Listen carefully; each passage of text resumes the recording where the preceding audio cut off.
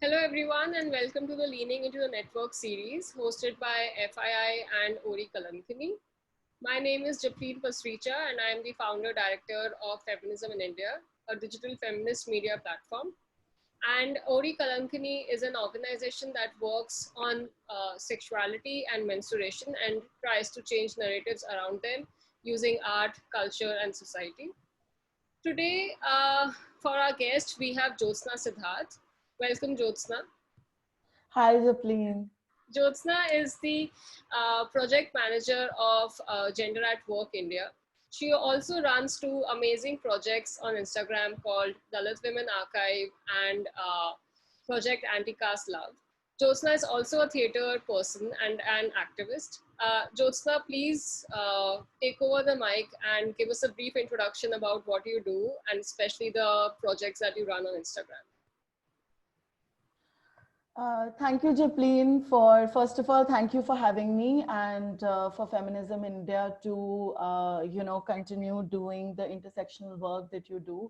And I really feel there is a value to have media platform, and which is kind of integrating some of these intersectional voices in their work and in their management as well. So I really am really thrilled to be here and speaking to you and everyone today.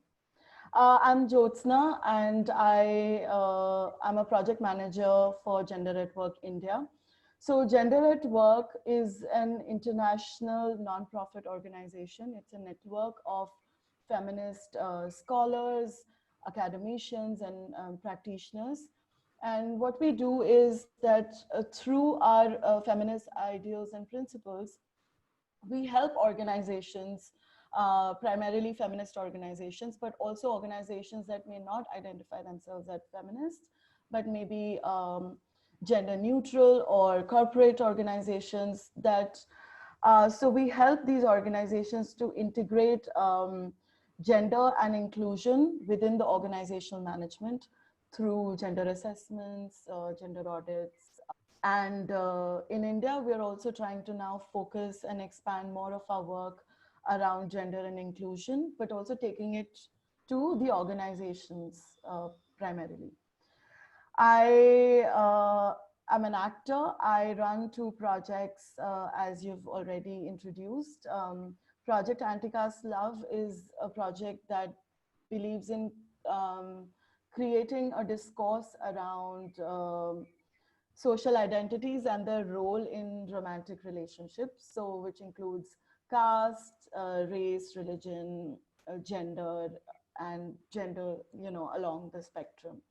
So, but then the idea is to kind of, in one of the interviews with Feminism in India, that when I had spoken how a lot of all our romantic relationships are caste experiences. So this project really kind of try to build that bridge with people to say that all of us have caste experiences, right? But some of our caste experiences are more tabooed than the others, and why is that? And that's the question the project is asking. Um, Dalit Feminism Archive is a project that again is kind of looking at archiving the stories, narratives, and contributions um, of Dalit feminism in India and South Asia. And I say Dalit feminism because for me the definition of Dalit feminism extends from Dalit women to women of minorities, to women who belong to OBC and other religious and ethnic minorities. And I forgiven take women, which includes trans women as well, right? So it's a sort of that take on this project, trying to document not just pains, but also achievements and ambitions of Dalit feminism. So this has been a little bit of the work that I've been doing. Thank you so much, Jyotsna. I'm a big fan of both of your Instagram projects, and I It's religiously a follow them. mutual, it's a mutual sort of liking. Like I'm a fan of feminism in India. Thank you. And Thank you for agreeing to be part of this series. So, everyone, today Jyotsna will be talking about caste in India and South Asia and how it intersects with gender, sexuality, class, and other intersections. I will now pass on the mic to Jyotsna. Jyotsna, please feel free to share your screen and I will put myself on mute. Okay, thank you, Japleen. So yes, I will be speaking a little bit about um, uh, the castes in India and South Asia and how it manifests um, itself. And I will also be addressing some of the questions that people had asked during the Feminism in India call. But before that, I do want to issue a trigger warning because there are some images which are graphic. And if you feel that this might trigger any anxiety or pain and it's difficult for you to process, then I would say skip maybe by few minutes, maybe like I would say 5 minutes, and then come back to the presentation. So just to begin, the first slide is just to kind of show that this is, I've taken the image of from the Nirbhaya case. And on the right, you see the photo. On the left, there are just some headlines that the newspapers had reported. While they had kind of reported Nirbhaya case, these were some of the headlines. Nirbhaya rape case, what happened on that dark, fateful night of December 16. India's daughter, BBC brings forward airing of Delhi rape documentary. Physiotherapist, gang raped in moving bus, critical. So these are some of the headlines that kind of define the rape case of Nirbhaya. Then we come to the Badaun rape case, and we see the image that we see on the right hand side. And on the left hand side, we see the headlines. Some of those headlines are India hanged girl's case, the mystery death. This was reported by BBC. Badaun girls hanging case, main accused Pappu Yadav arrested.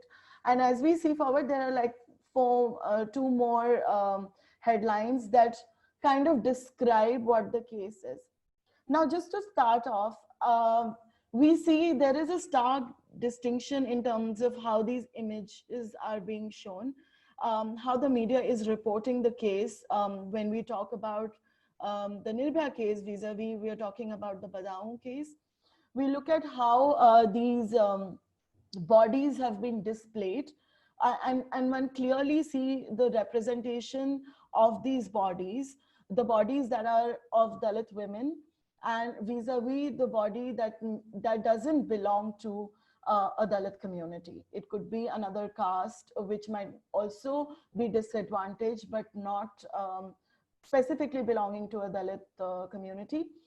And we see that there is, I mean, you can all see there is a clear distinction. And why is that? So some of these things we'll be talking as we go along in the presentation. But then I'm also showing you some other images that are being used to represent Dalit women and bodies of Adivasi women in the media. So one was that, this is the second one. And then we see there is another very graphic image. And then here we see another very triggering image. And I think there is this question that one needs to ask. Then when media reports cases of Dalit women, Adivasi women, or women from minorities, why is there a specific kind of representation that is being adopted vis-a-vis to the bodies of women who are not from the marginalized background? Now, I will take you through some of these statistics, which are also available online. And if you do a Google search, you'll be able to find. This is by Human Rights Watch. And these were some of the statistics. These are very common statistics. You must have already seen them. There are 260 million Dalit people around the world, and out of which these many live in India. And I'm sure these data has also changed. It's an old data, I think probably in somewhere in the late 90s, if I'm not wrong.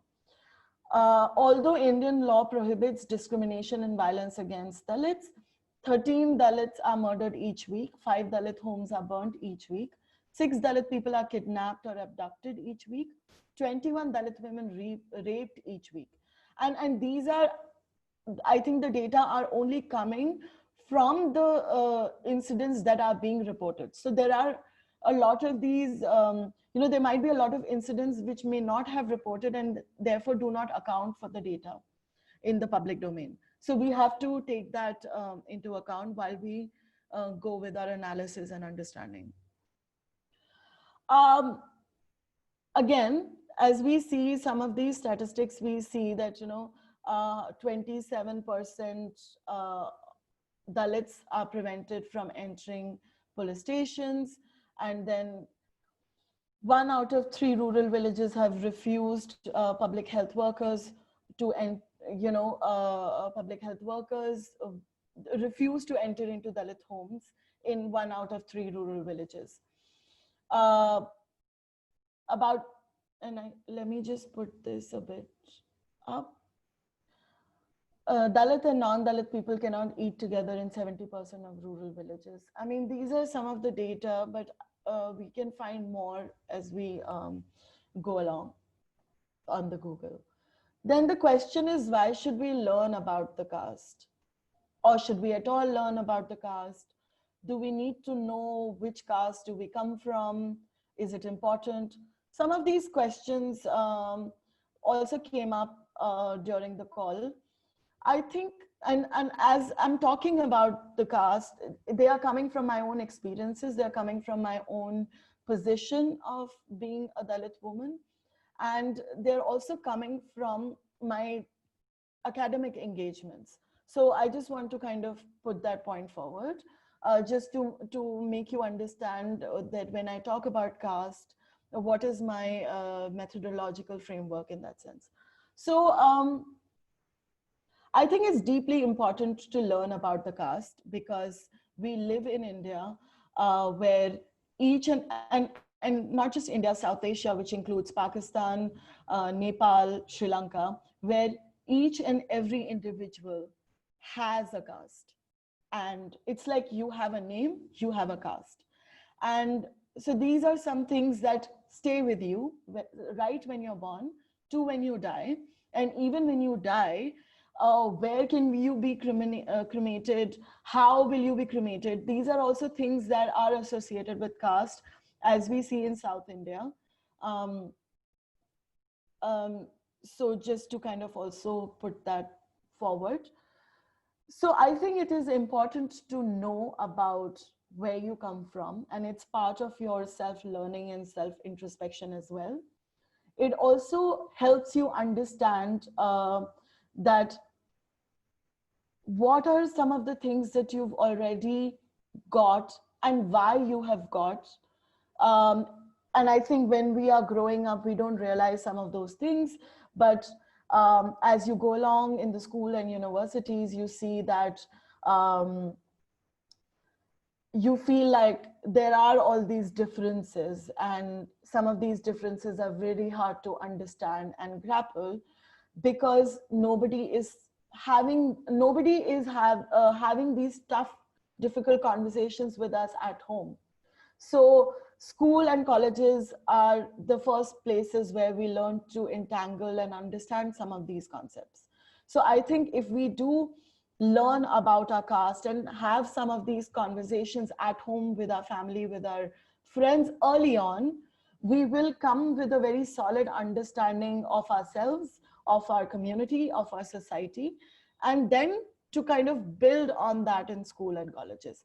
I think one of the, I would say, disadvantages or advantages of being born and belonging to a marginalized community is that you very early on learn about your caste, and your experience kind of is shaped because of that. is in the same way that, you know, very early on you learn about your gender, and very early on you're being told that you're a woman or you're a man or you're a queer, you know, nobody tells you you're a queer person, but people, queer people and trans people who very early on realize that those gender binaries do not work for them, have a very sort of solid understanding about themselves, and they're able to question some of these things very early on.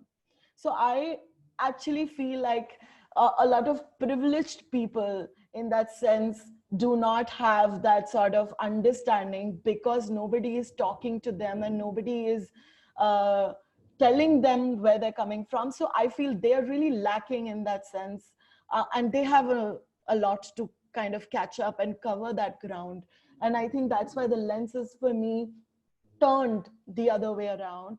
And therefore I feel it is important for people to learn about their caste, their gender, and all the other identities that they belong to and they are socialized into very early on, so that one can become a better, sensitive, and a more compassionate person. Let's move on. So some of the other reasons why we need to learn about caste is like I have already covered the first point, that you cannot understand yourself, you cannot understand your community, and therefore cannot understand your country if you do not understand the basic structure on which your society is constructed, which is caste, class, and gender for me. And it impacts 1.2 billion people in India. It impacts more than that if you look at Nepal, Sri Lanka, and Pakistan. Then another point is that caste travels, and Ambedkar has already extensively written and talked about it, that, you know, wherever the upper caste Hindus have gone, they have taken the caste with them, and they've also taken the abuse, the discrimination, and the practices associated with that along with them. You know, is the way that we reproduce um, our ideas of family and kinship. We also reproduce our ideas of caste wherever we go. So it's something, it's something on a very mental and psychic level, that it travels with you, it goes with you wherever you're going. So you cannot say that just because I'm an upper caste person, or if I'm a Dalit person moving abroad, I do not believe in caste, I do not have a caste experience, because it's very much in you, it's a part of you. So you cannot leave it geographically even when you move. um Caste privilege and white privilege, this is a comparison I've made and a lot of scholars have made, but I will touch upon this much later. Then I will talk a little bit about the intersectionality of sexual violence, and this kind of relates to our understanding of how caste and gender and queerness is interlinked. When you look at the boundaries of purity and pollution, and when you look at the concept of body and how body is constructed. So in case of India and South Asia, and globally there are many other layerings to it, but I'm only looking at the context, our context and South Asian context. So our bodies are constructed, and again, like, this is not the answered and exact framework of looking at caste. This is my framework of looking at caste. Caste boundaries are created, manifested, and reproduced through the bodies of women, through the bodies of queer people, and through the bodies of trans people, and the bodies of other minorities and marginalized group, because these are the bodies that the system has sort of created to serve us, to satisfy us, to do the work that we don't want to do. So we have created, we've used, and we have abused these bodies to do some of these work for us. And therefore, the notion of purity and pollution is so basic and so central to the understanding of caste, is that we are constantly practicing purity and pollution. We are constantly practicing segregation in humans by creating certain bodies, by creating certain divisions of these bodies. And that's why Ambedkar also, when talks about the division of labor, they say that it's not a division of labor, it's a division of laborers. Um, and I think that to kind of create that nuance, I'm saying that yes, and it's also that, you know, division of bodies that we are constantly working with and fetishizing on and abusing on. So through these bodies, we are also practicing power and control by subjugating and oppressing Dalit women, Adivasi women, trans women, by controlling and subjugating, you know, Dalit, Adivasi, Muslim communities as a whole, and then also women who do not belong to marginalized communities, so essentially upper caste women. So their bodies are being used, but in a very different way. So that's a point I want to make, that there is that intersectionality that binds all these bodies together, is that our experience of oppression and our experience of pain, trauma, and suffering is constantly manifested, felt, and operated on our bodies, on our minds. And that's why caste is also very much a mentality. You know, it's a psyche that we are working against.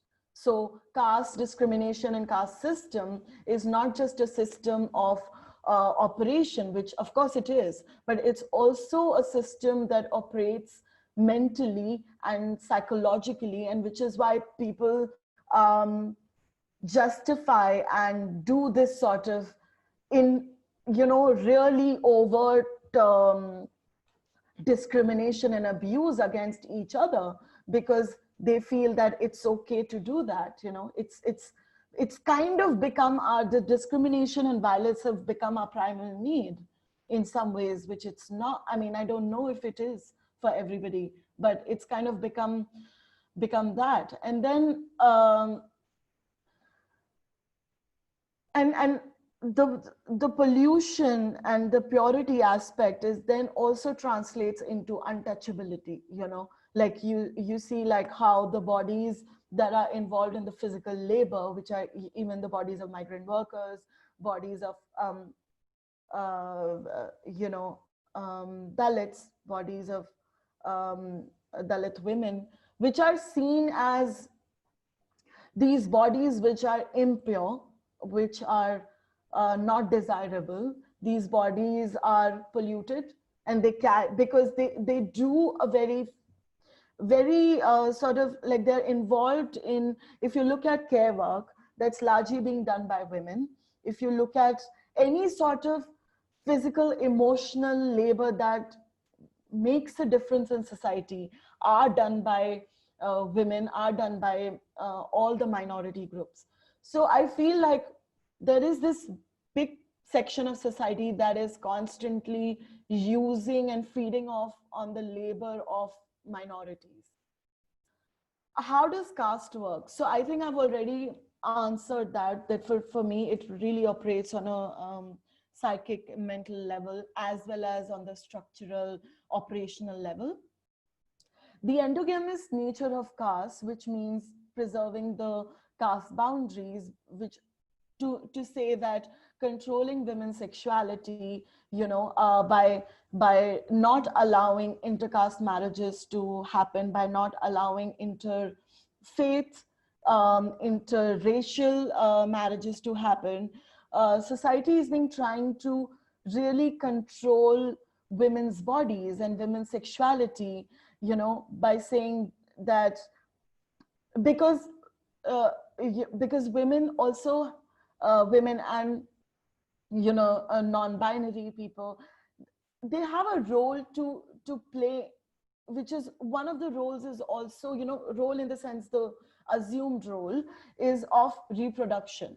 So women's bodies are constantly seen as bodies that can reproduce, and these bodies then also not just reproducing a child, you know, all these sort of norms and stereotypes that are enforced on the child to bring up the child as a uh, you know, a symbol and a signifier of a certain culture, really feeds into the operation and the endogamy that around caste, and which is why we see that a lot of honor killings that happen, and I'm sure some of you might be aware of that, um, is really about preserving the caste boundaries, is really about preserving the power that, you know, that says that only certain kind of people will be allowed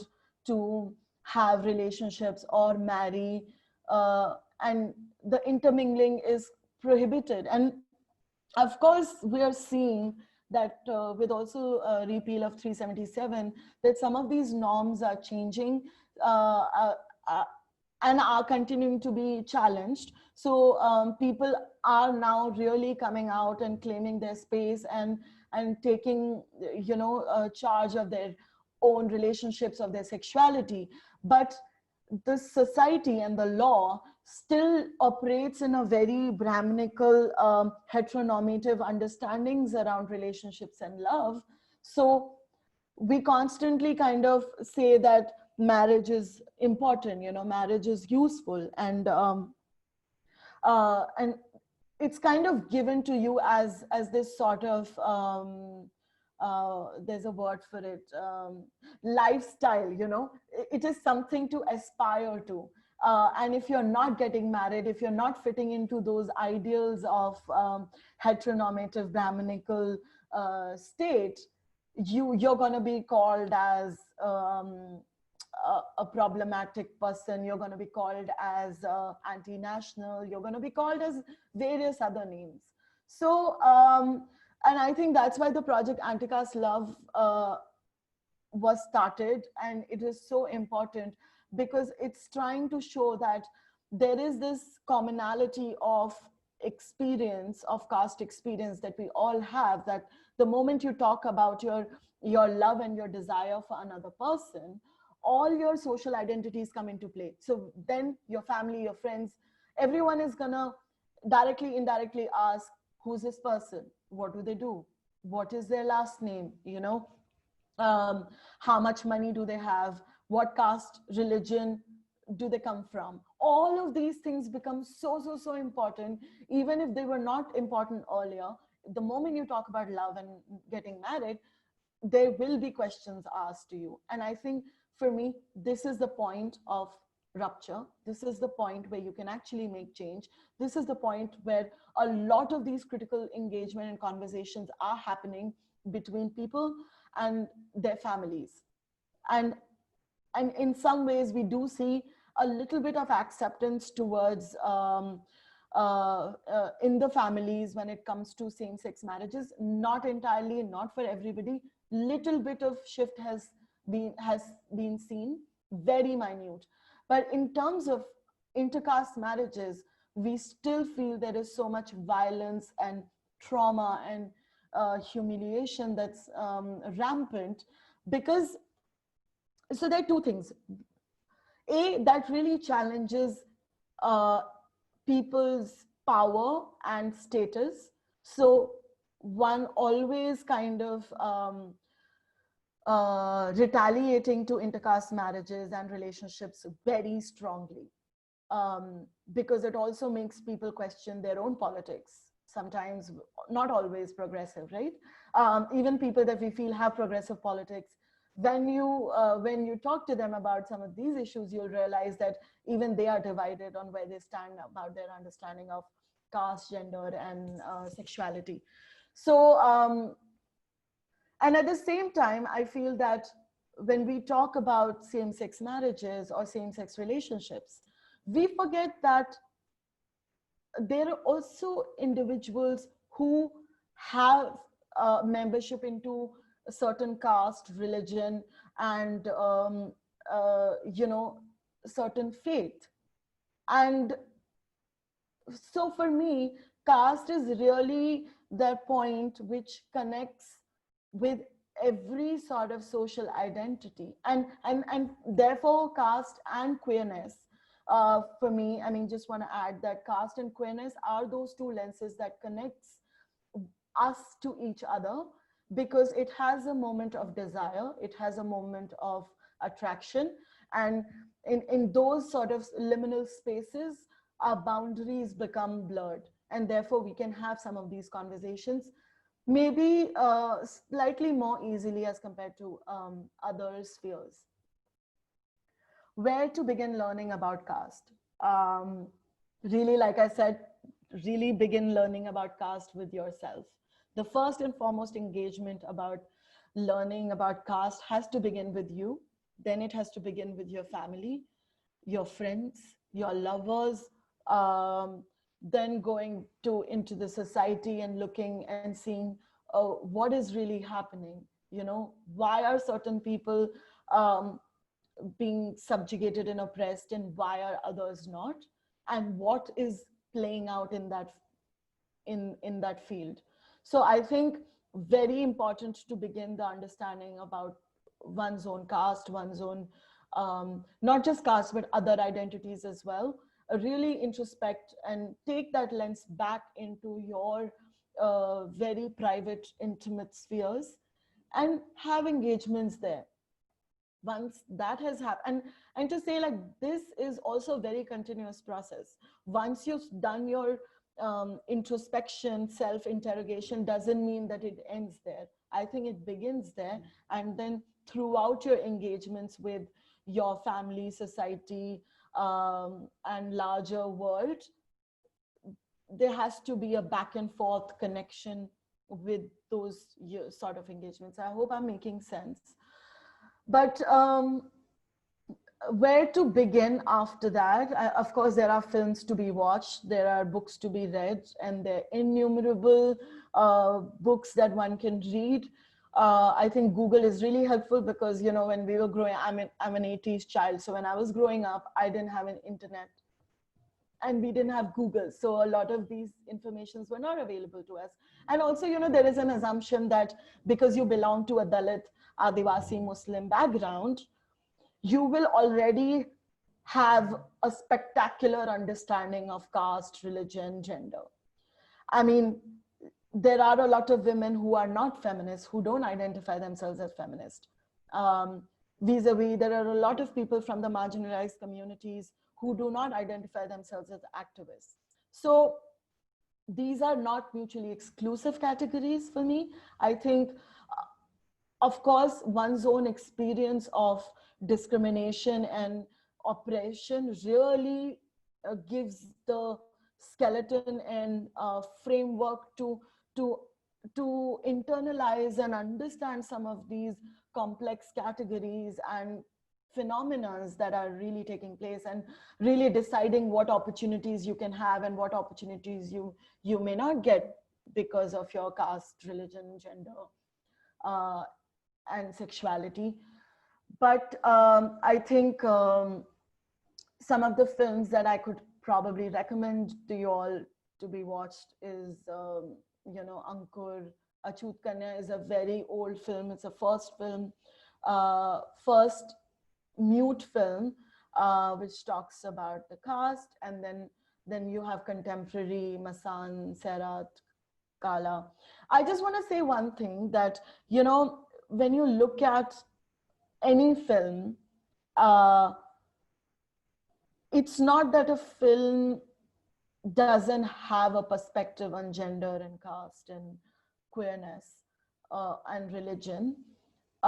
It's really your own perspective, and how much have you engaged with some of these experiences to be able to look at any film in a critical way. So You know, and I will talk about these because somebody asked me, I think I will go out, asked me to give some examples of films which may have been overlooked by other people, but were deeply classist and casteist. So I feel like I find, as a Dalit woman, I find 90% of the films casteist and sexist, to be honest, because the filmmakers, the script writers, the casting agents who are really involved in the process of filmmaking, writing, and producing do not have a caste, gender, uh, sexuality sort of perspective and understandings. They don't, and they are sort of learning as they go along. They have not engaged with these categories early on. So a lot of our films are actually very problematic. We may enjoy some of those, and some other than the others. That's a different thing. And of course there has to, if one finds something entertaining, it's really on to them. But what I'm really saying is that uh, you pick any film and one can really do an analysis of the film, and can see how certain characters have been portrayed and represented, which were deeply casteist, sexist, racist, and even to the extent transphobic, because a lot of these films are transphobic, you know. So, but like, these are some of the films that I would recommend to watch. Important readings, I would say begin with Ambedkar. If you cannot read everything, definitely read Annihilation of Caste. It is the must text to be read. And then you have Gopal Guru, Sharmila Rege, Uma Chakravarti, lots and lots of scholars, Anita Bharti, Rajni Tilak, Ruth Manorma, V. Geeta, lots and lots of scholars who've written on caste and gender. Urmila Pawar, and these are like also, some of the autobiographies and poetry. So really begin anywhere. It's a whole process, and it has to continue if you're really invested in learning and challenging the caste system, the gender inequality, and the transphobia, homophobia, Islamophobia, a lot of all these sort of, discriminatory, and I'm not just throwing out these words. We all see every day what's happening around us. And even if the media is not showing the right stories, the right narratives, if you personally know people who belong to Dalit, Adivasi backgrounds, people who identify themselves as non-binary, trans, queer people, you will see that there is a sheer discrimination and misrepresentation of their narratives everywhere. So I feel like if you don't know, and if you're buying into the narrative that's being given to you, I would seriously say that you are coming from a privileged background and you do not know some of these people personally. You're not friends with them. You don't know how their lives are, and you're only kind of reading about them objectively, and hence you do not have a very critical understanding. So I would say begin with Annihilation of Caste, and then you will find various other sources. Again, begin with Tarabai Shinde. She writes about Stri Purush. This is her book, Stri Purush Tulna, which was written way back in 1800s, and talking about the comparison between men and women. And it's unfortunately in Marathi, but I'm sure there is a translation somewhere, I hope. And then we have some of these other, and these are really popular autobiographies and books that I've also kind of listed here. So I think these are really the starting point. There are many more actually, like I just couldn't fit everything into this presentation, but I hope if you begin here, you'll be able to snowball into various other sources. Just to end, I want to show you some images that are being created and kind of produced by the Dalit communities and by, Dalit women practitioners. So I will just take you through some of these images just to show the difference between the representation of the bodies that we saw initially and how do the community represents itself. So this is a image that was part of Abhimukh Nayak. It's a newspaper that was started and run by Ashok Bharti, who is a convener of NACTOR, and it's an archive that I'm also working with along with my collaborator Vidisha as part of SAIV. So we are really looking at this newspaper as an archive and trying to understand.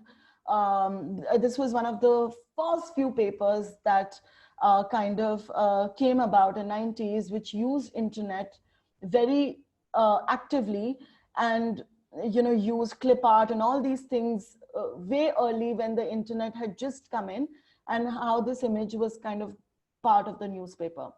Then this, we know, is a very popular image by Dalit Women Fight. Again, Dalit Women Fight, and this is just a small collage of images by Dalit Women Fight in the Savri blog, if you've seen.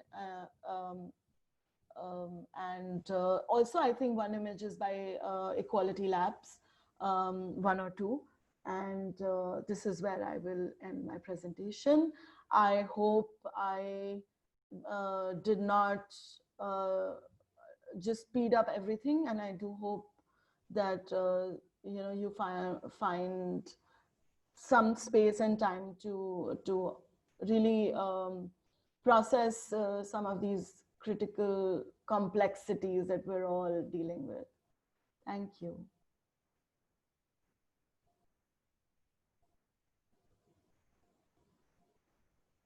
I'm not able to hear you. Thank you so much, Jyotsna. That was a wonderful session. I very much enjoyed it and learned so much new. I have read Dr. Ambedkar's Annihilation of Caste, and I think the thing that stuck with me most was his understanding of how the caste system is not just a division of labor, but also division of laborers, and how that makes actually a big difference. For me, that was something that I just, it was a huge realization. It's like, yes, this is what the caste system does. And when you also talked about it, I was so happy to hear, and I really hope that other people also understand, share this, and definitely start reading Dr. Ambedkar. So thank you again so much for this wonderful session.